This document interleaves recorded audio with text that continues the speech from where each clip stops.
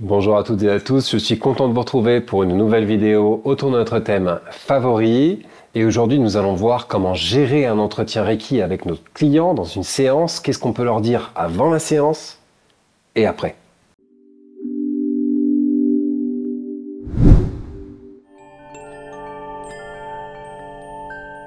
Pourquoi je fais cette vidéo? Parce que vous me posez la question très souvent. Qu'est-ce que je peux dire à mes clients qui ont tellement envie que l'on leur explique ce qui se passe en eux? Alors, quand on fait du Reiki, on le sait, on n'est pas thérapeute, on n'est pas guérisseur ou médecin, on n'interprète pas le vécu du client, on est canal Reiki. On reçoit l'énergie, on la ressent, on la canalise, elle descend vers nous et on la transmet. Mais nous n'avons pas dans les formations Reiki de moyens de comprendre ou d'interpréter le vécu du sujet. On le laisse donc vivre ces choses-là. Cependant, il y a un danger. C'est que dans les formations Reiki, n'étant pas formés à l'accompagnement professionnel avec le client, on voit beaucoup arriver de dérives dont nous battons contre ces dérives à l'école de Reiki intégrative, vous le savez si vous nous suivez, mais ces dérives viennent d'un problème de formation. C'est comme on ne sait pas accompagner professionnellement un client, on va souvent projeter sur lui tout un tas de choses qui n'ont rien à voir avec le Reiki. Dans cette vidéo, je vais donner beaucoup d'astuces pour éviter de vivre ça. Et puis je vous dirai où vous pouvez vous former à l'accompagnement professionnel quand vous faites du Reiki dans un second temps. Posez un cadre. Installez un espace sécurisant, rassurant, où il n'y a aucun jugement. Ça veut dire que le praticien a mis de côté toutes ses petites croyances, tout son petit ego, toutes ses petites interprétations et qu'il se contente de se dédier à l'autre. Lorsque votre client arrive, posez-lui des questions, demandez-lui ce qui l'amène, demandez-lui s'il a rencontré des problèmes dans sa vie, non pas pour interpréter comme un médecin le ferait, mais juste pour créer une relation. Souvenons-nous nous sommes complémentaires à la médecine, on laisse les diagnostics aux médecins, c'est leur métier, ils le font mieux que nous. Nous, notre travail, c'est d'instaurer un cadre sécurisant et rassurant dans lequel tous les bienfaits de la séance pourront se déployer, dans lequel le client pourra s'installer et recevoir une séance de bien-être, de relaxation, tous ces bienfaits que nous aimons avec le Reiki. Et ça commence dès la prise de contact, par téléphone. Ça commence quand la personne entre dans la pièce. On fait en sorte qu'elle soit bien installée et on lui propose de parler un petit peu de sa vie. Et si vous vous contentez de l'encourager à parler d'elle, sans lui dire ce que vous pensez de ce qu'elle vit, sans projeter votre propre vécu sur son expérience, sans vous dire « Ah, moi, j'aurais pas fait ça », je vais lui dire pour lui donner des conseils, c'est-à-dire sans donner de conseils. Vous lui permettez juste de prendre un peu possession des lieux. Donc avant l'entretien, demandez à votre client qu'est-ce qui l'amène. Laissez-le s'installer sur sa chaise confortablement et demandez-lui comment allez-vous aujourd'hui, qu'est-ce qui vous amène, est-ce que vous avez des problèmes particuliers que vous souhaitez régler. Ce qui lui permet de se mettre dans son axe. Vous pouvez prendre quelques notes, pourquoi pas, bien sûr. Cela vous permettra d'accompagner votre client sur plusieurs séances, éventuellement lui demander s'il y a eu un changement dans sa problématique au bout de plusieurs séances. Et ensuite, on enveloppe son client dans cette bienveillance-là, toujours en gardant pour soi nos interprétations, en ne les donnant jamais.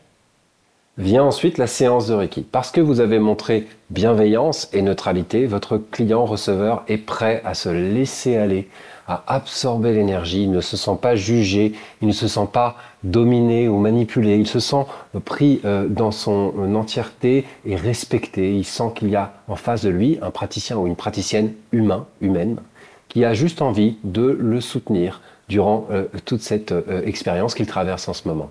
Et c'est ce qui va permettre que la séance puisse se dérouler du mieux possible pour cette personne, pour ce receveur, ce bénéficiaire.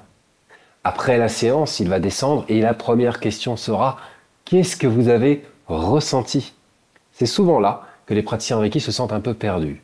C'est souvent là aussi qu'interviennent de graves dérives. J'ai entendu tout et n'importe quoi. J'ai entendu des gens dire « Oui, vous avez un mauvais karma, c'est pour ça que vous avez des problèmes. » Ou alors « Oui, j'ai reçu des messages des guides qui disent que... » Non, gardez ça pour vous.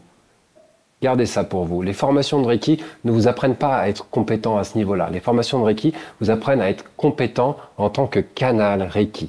Donc je vais vous expliquer qu'est-ce que vous pouvez dire à la fin d'une séance. Mais je vais vraiment juste rappeler les fondamentaux du Reiki. On n'interprète pas, nous ne sommes pas médecins. On ne guérit pas, nous ne sommes pas guérisseurs.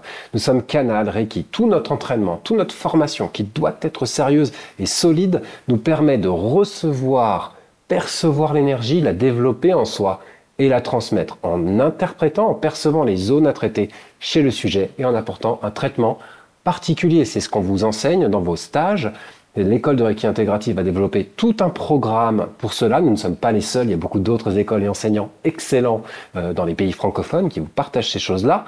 Si vous n'avez pas reçu ça dans votre formation ou si vous souhaitez consolider vos acquis, je vous rappelle que j'ai conçu une formation en e-learning à faire chez vous à votre rythme en 30 vidéos, 33 cours. Cliquez juste ici ou dans le lien sous la vidéo pour améliorer vos perceptions et vos traitements Reiki. Mais souvenez-vous, nous n'interprétons pas, nous ne sommes pas des guides pour nos clients, nous ne sommes pas censés leur dire ce qu'ils doivent faire dans leurs problématiques. Ce n'est pas un professionnel du Reiki qui fait ça, c'est d'autres types de professionnels. Donc, que dire à votre client quand il vous demande « mais qu'est-ce que vous avez ressenti? Qu'est-ce que je dois faire par rapport à mon problème ?» Ce qui va compter, ce n'est pas ce que vous allez lui dire, c'est comment vous allez lui dire. Nous, praticiens, nous savons que lorsqu'il aura suffisamment d'énergie, sa problématique va probablement, très sûrement même, s'améliorer. Nous allons donc donner des séances après séance après séance. Informez-le de son état énergétique sans l'inquiéter, avec bienveillance, mais surtout dites-lui, simplement, par des phrases simples, « Ok, on va voir, laissez passer quelques jours et observez, regardez comment vous vous sentez ce soir, et si vous avez perçu de grosses perturbations énergétiques après votre scanner, sous les mains donc, invitez-le à revenir le plus tôt possible et dites-lui, écoutez, je travaille sur un plan énergétique et il est probable qu'à force de séances, vous vous sentiez de mieux en mieux. Nous ne faisons pas d'interprétation du vécu, mais lorsque quelqu'un a besoin d'un conseil, ce n'est pas un conseil, une idée, un concept mental dont il a besoin, c'est d'un soutien moral. Et oui, les praticiens de Reiki sont capables de faire cela. Dites-lui avec confiance, écoutez, je pense qu'avec la séance que vous avez reçue aujourd'hui, vous devriez noter des changements. Je vous laisse les découvrir par vous-même et revenez me voir si vous en avez besoin. Ce soutien moral est suffisant. Tant que vous ne vous interprétez pas, la personne va pouvoir vivre à sa manière les résultats de la séance sans que vous ayez, disons, orienté les choses et elle aura trouvé chez vous uniquement de l'accueil et de la bienveillance, ce qui est largement suffisant lorsqu'on est praticien Reiki. Pour rappel, le 5e précepte du Reiki, c'est celui qui doit nous guider dans les séances. Hitoni Shinsetsuni, sois bienveillant avec les autres, c'est de ça dont ont besoin nos clients, de la bienveillance et rien d'autre. Je vous remercie d'avoir suivi cette vidéo jusqu'ici et voici la question du jour. Comment accompagnez-vous vos clients quand vous faites du Reiki? Quelles sont les techniques que vous avez mises en place? Partagez-les avec nous, ce sera très utile pour tout le monde. Mettez-le dans les commentaires et discutons ensemble. Merci beaucoup encore d'avoir suivi cette vidéo jusqu'ici. Je vous dis à bientôt pour d'autres vidéos sur le même thème. Au revoir. La pratique du Reiki nous fait une grande promesse et cette promesse peut devenir réalité. J'ai conçu un système pour vous permettre d'améliorer votre pratique.